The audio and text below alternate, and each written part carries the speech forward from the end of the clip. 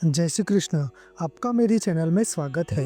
हिंदू धर्म में सभी तिथियां महत्वपूर्ण मानी जाती है, लेकिन एकादशी तिथि का विशेष महत्व माना गया है। पुत्रदा एकादशी का व्रत संतान प्राप्ति के साथ साथ संतान की समस्याओं के निवारण के लिए भी किया जाता है। यह एकादशी श्रावण माह शुक्ल पक्ष की तिथि पुत्रदा एकादशी के रूप में मनाई जाती है।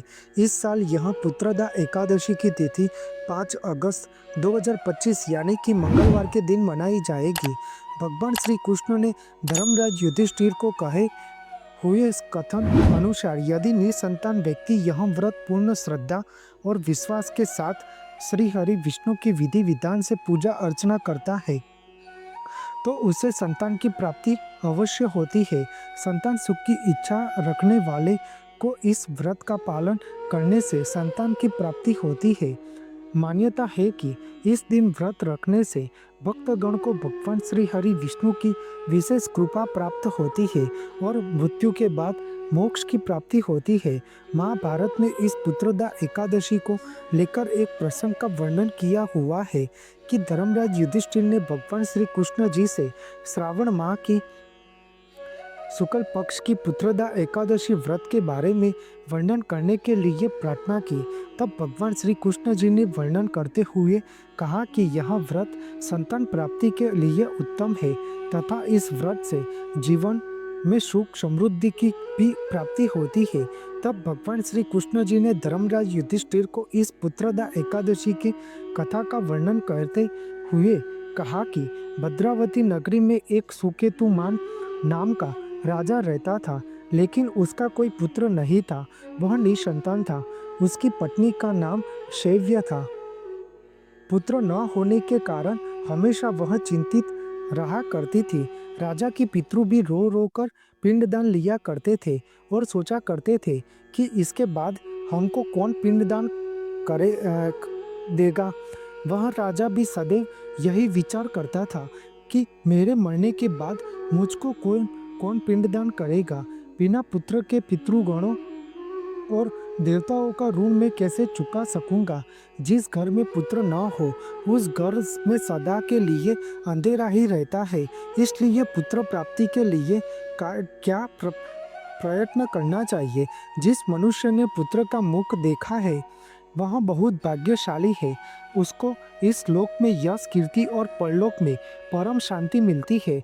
उनके जीवन में दोनों लोक सुधर जाते हैं। पूर्व जन्म में कर्म से ही इस जन्म में पुत्र धन आदि प्राप्त होता है। राजा इसी प्रकार रात दिन चिंता में लगा रहता था। एक समय तो राजा ने अपने शरीर का देह त्याग करने का निश्चय किया, परंतु आत्मघात को महान पाप समझकर उन्होंने ऐसा नहीं किया। एक दिन राजा ऐसा ही विचार करता हुआ अपने घोड़े पर सवार होकर वन विचरण की तरफ चल दिए और वन में पक्षियों और पेड़ पौधों को देखने लगे। उन्होंने देखा कि वन में मृग, व्याध, सुअर, सिंह, बंदर, सर्प आदि सब भ्रमण कर रहे हैं। हाथी अपनी बच्चों और हाथिनियों के बीच घूम रहा है। इस वन में कहीं तो गिद्ध अपने कर्कश स्वर में बोल रहे हैं, कहीं उल्लू ध्वनि कर रहे हैं। पक्षियों के मधुर आवाज सुनकर और वन के दृश्यों को देखकर राजा सोच विचार में पड़ गया। यह सोचकर आधा दिन इसी प्रकार बीत गया।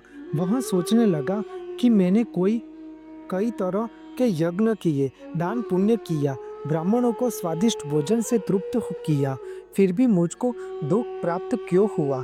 राजा प्यास के मारे अत्यंत दुखी हो गया और पानी की तलाश में इधर उधर घूमने लगा। थोड़ी दूरी पर राजा ने एक सरोवर देखा। उस सरोवर में कमल खिले थे तथा सारस, हंस, मगरमच्छ आदि विहार कर रहे थे। उस सरोवर के चारों तरफ ऋषि मुनियों के आश्रम बने हुए थे। उसी समय राजा ने के दाहिने अंग फड़कने लगा। राजा शुभ सुकन समझकर घोड़े से उतरकर ऋषि मुनियों को दंडवत प्रणाम करके बैठ गया। राजा को देखकर ऋषि मुनि ने कहा, हे राजन, हम तुमसे अत्यंत प्रसन्न हुए। तुम्हारी क्या इच्छा है, जो हमसे कहो। राजा ने पूछा, महाराज आप कौन हो और किस लिए यहाँ आए हो? कृपा करके बताइए। ऋषि मुनि कहने लगे कि हे राजन, आज संतान देने वाली पुत्रदा एकादशी है। हम लोग विश्वदेव है और इस सरोवर में स्नान करने के लिए आए हैं। यह सुनकर राजा कहने लगा कि महाराज, मेरी भी कोई संतान नहीं है, मैं निसंतान हूँ। यदि आप मुझ पर प्रसन्न हो तो एक पुत्र का वरदान दीजिए। ऋषि मुनि बोले, हे राजन, आज पुत्रदा एकादशी है, आप अवश्य ही इसका व्रत करें। भगवान श्री हरि विष्णु जी की कृपा से अवश्य ही आपके घर में पुत्र होगा। ऋषि मुनि के वचनों को सुनकर राजा ने उसी दिन एकादशी का व्रत किया और द्वादशी को उसका पारणा किया।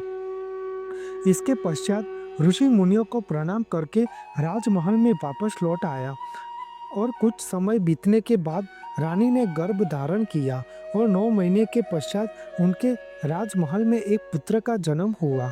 राजमहल में बालक की किलकारियों और खुशियों बढ़ने लगी। समय जब बीतता चला गया, वह राजा कुमार बड़ा होने लगा। वह राजकुमार अत्यंत शूरवीर, यशस्वी और उनके पिता की तरह प्रजापालक हुआ। जिस तरह राजा ने इस पुत्रदा एकादशी का व्रत करके पुत्र की प्राप्ति की, इसी तरह मनुष्य भी इस पुत्रदा एकादशी करके अपने सारे मनोरथ पूर्ण कर सकता है। भगवान श्री कृष्ण बोले, हे राजन, पुत्र की प्राप्ति के लिए पुत्रदा एकादशी का व्रत करना चाहिए। जो मनुष्य इस महात्मय कथा वार्ता को पढ़ता या सुनता है, उसे अंत में स्वर्ग की प्राप्ति होती है और मोक्ष अवश्य मिलता है। बोलो श्री हरि नारायण की जय। आपको मेरी यह माहिती अच्छी लगी हो तो मेरी चैनल को लाइक, शेयर, कमेंट, सब्सक्राइब करें और बेल आइकन को दबाना ना भूलें। जय स्वामी नारायण।